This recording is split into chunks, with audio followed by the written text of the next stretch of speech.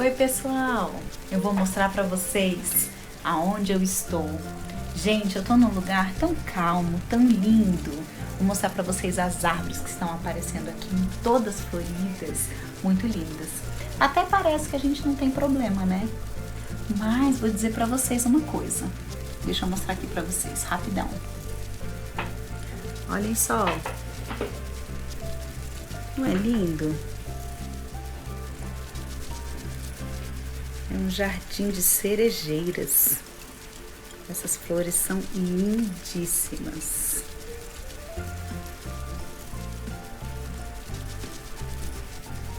Então, nós aprendemos uma coisa muito importante na matemática.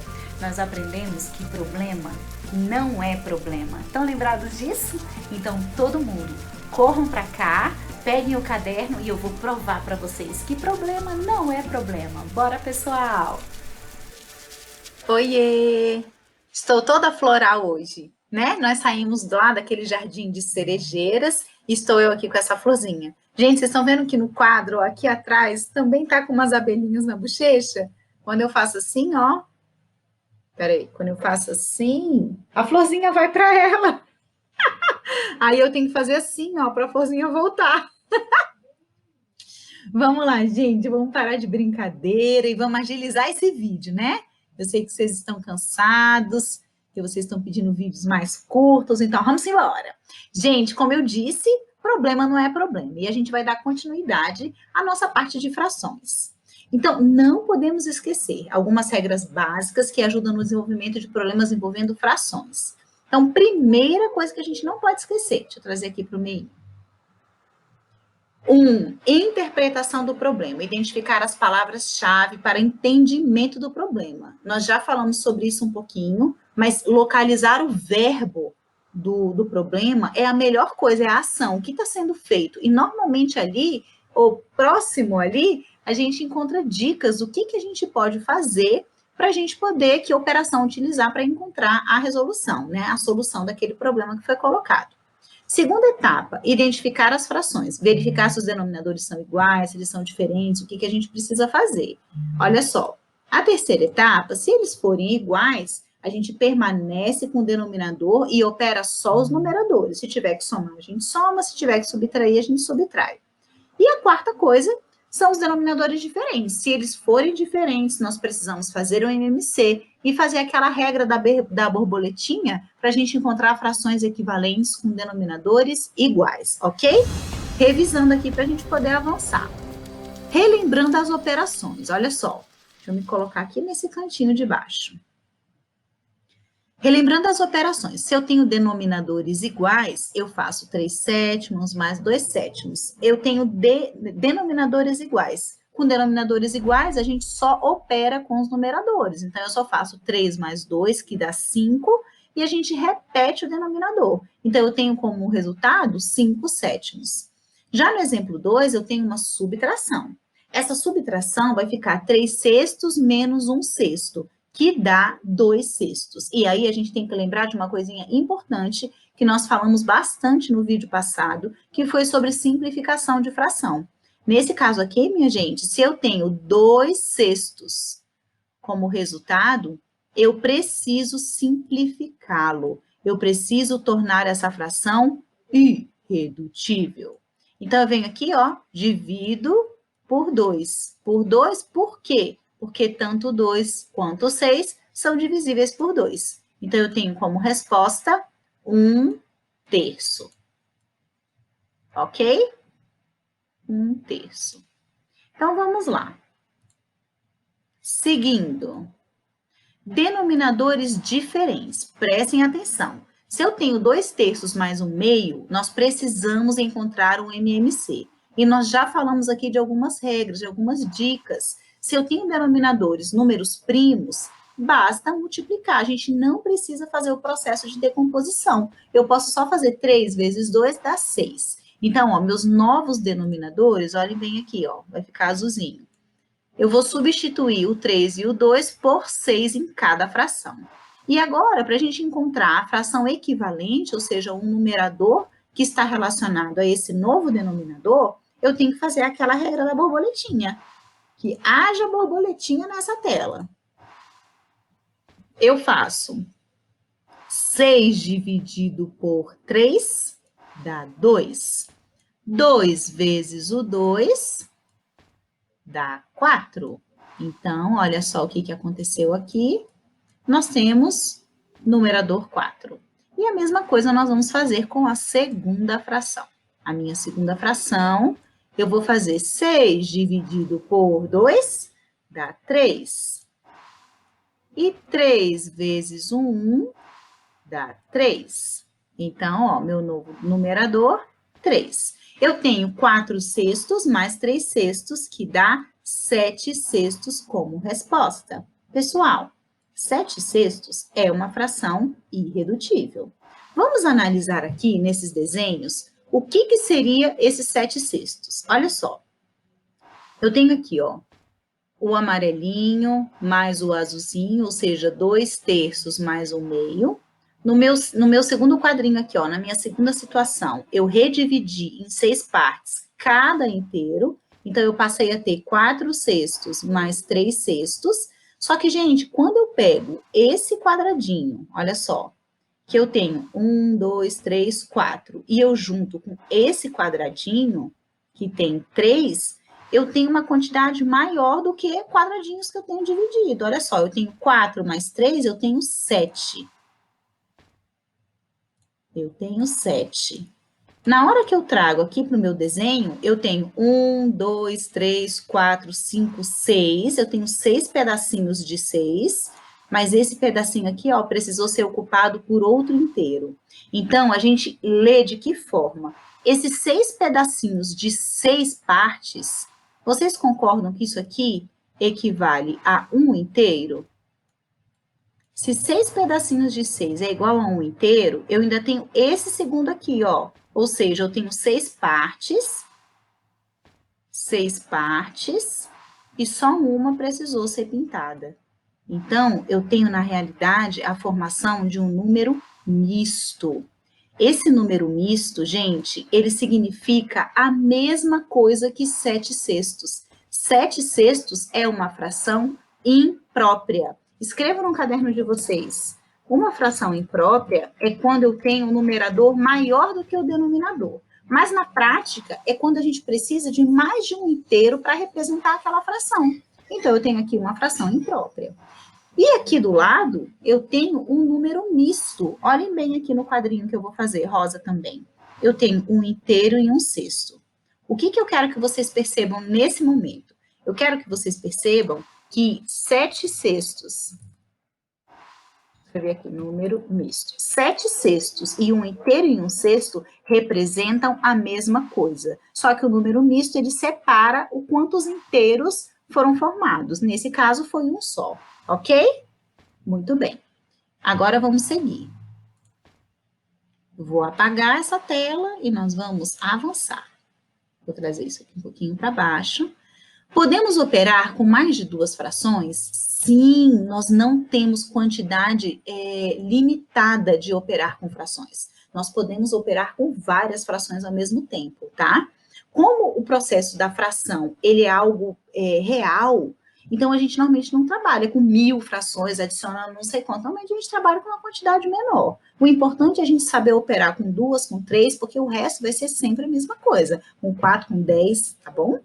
Então, novamente, pessoal, nós temos aqui frações com denominadores diferentes. Eu tenho 2, eu tenho 5 e eu tenho 3. Pessoal, 2, 5 e 3. Eu posso aplicar aquela regrinha. MMC entre números. Anotem aí no caderno de vocês. Um lembrete. Entre números primos, podemos só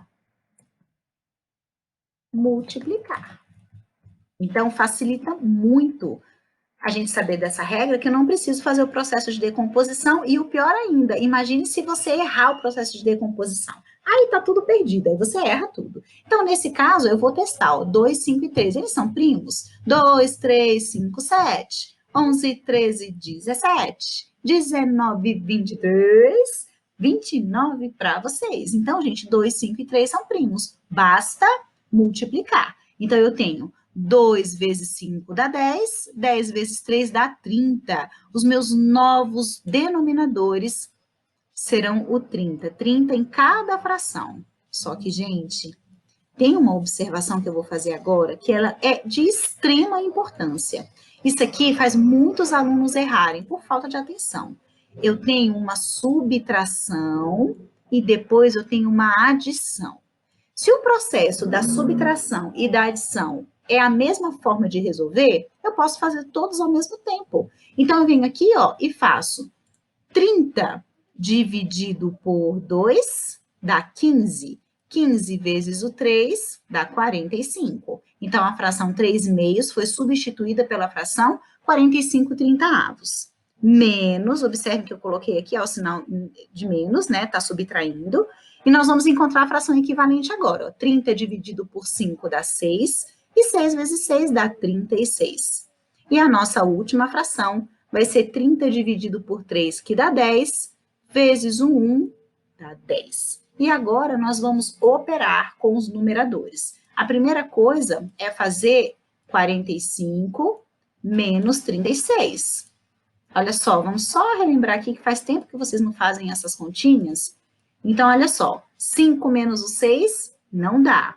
Eu venho aqui, ó, pegar da dezena. A dezena fica 3. E aqui vem uma dezena para cá. Então, aqui eu tenho 15. Seria 10 mais 5. 15 menos o 6 dá 9.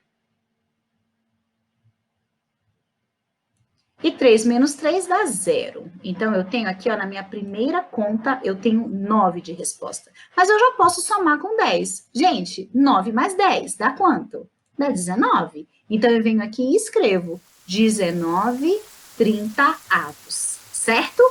E a gente vai trabalhar com alguns problemas. O primeiro problema diz o seguinte, ó. Helena foi à feira com certa quantia, gastou 1/2, ou seja, metade dessa quantia na banca de frutas e 1/3 na banca de verduras e legumes. Ou seja, ela gastou 1/2 e depois ela gastou 1/3. Muito bem. Que fração da quantia inicial Helena gastou nas duas bancas? Então, aqui a gente vai somar 1/2 mais 1/3. Pessoal, nós acabamos de falar sobre a adição de frações com denominadores diferentes. Eu tenho o denominador 2 e 3, basta multiplicar. 2 vezes o 3 dá 6. Então, olha só, denominador 6. Faço a borboletinha. 6 dividido por 2 dá 3. 3 vezes o 1 dá 3. 6 dividido por 3 dá 2. E 2 vezes o 1 dá 2. 3 mais 2 dá 5/6. Nesse caso, é uma fração irredutível e eu já encontrei a resposta. A nossa resposta vai ser: Helena gastou nas duas bancas 5/6 da quantia inicial, certo? Aqui do lado, nós temos desenhos que representam essa situação que a tia Vanessa acabou de fazer com vocês. Ok. Vamos apagar e passar para a próxima. Tchan, tchan. Vamos baixar, vou ficar aqui no meio. Durante a pandemia, as compras são feitas pelos sites na internet. Ao receber seu salário, tia Malu gastou 1/5 na compra de uma geladeira e 1/3 para pagamento de suas contas. Perfeito. Na letra A, ele pergunta assim, tia Malu gastou que fração do seu salário? Gente, eu vou juntar 1/3 com 1/5. 1/5 da compra da geladeira e 1/3 para pagar a conta. Certo, entendi, tia Vanessa? Então, vamos somar. 1/3 mais 1/5, eu vou fazer o MMC dos denominadores. Só que, gente, o MMC dos denominadores, olha só, são primos, então basta multiplicar. 3 vezes 5 dá 15, cada fração passa a ter 15 no denominador. 15 dividido por 3 dá 5, vezes o 1 dá 5 também. 15 dividido por 5 dá 3, vezes o 1 dá 3 também. E agora a gente soma. 5 mais 3 dá 8 e eu repito o meu denominador, ok? Na letra B, que fração do salário sobrou para a tia Malu passar o mês? Pessoal, 8/15 são 8 pedaços de 15. Se ela estava com salário inteiro antes, ou seja, ela estava com um inteiro, quanto que é um inteiro de 8/15? Se eu peguei a minha parte inteira, dividi em 15 partes e peguei só 8, eu não tenho, se eu tiver o total, eu vou ter 15 pedaços de 15. Então, um inteiro equivale a 15/15. Então, eu substituo, olha só, eu substituo o número 1 por 15/15, porque eu quero um inteiro. E agora eu subtraio 15 menos 8 dá 7, e eu repito o denominador, ok? E agora, já chegando no final, nós vamos fazer a seguinte situação. Ele diz assim, das pessoas que estavam na barraca de pastel, 4/5 eram homens.